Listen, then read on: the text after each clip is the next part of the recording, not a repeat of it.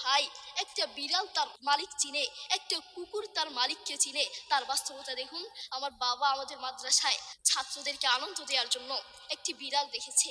তো সেই বিড়ালটাকে যখন আপনি গিয়ে আদর করবেন, সেই বিড়ালটার মাথায় যখন আপনি হাত বুলিয়ে দিবেন, তখন সেই বিড়ালটা আপনার কাঁধে উঠে যাবে, আপনার দিকে তাকিয়ে থাকবে, আপনার হাতে উঠে যাবে।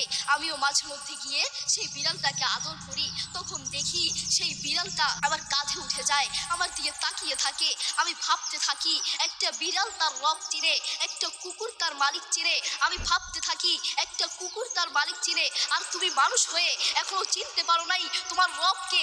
কে তোমাকে খাওয়ান, কে তোমাকে রিজিক দিয়েছেন, কে তোমাকে দেখার মতো চোখে দেখার মতো শক্তি দিয়েছেন, কে তোমাকে হাঁটার জন্য পা দিয়েছেন। আমরা এখনো সেই আল্লাহকে চিনতে পারি নাই। তুমি পশুর চেয়েও খারাপ, তুমি বিড়ালের চেয়েও খারাপ, তুমি শকুরের চেয়েও খারাপ, তুমি মানুষ হতে পারো না, ঠিক কিনা?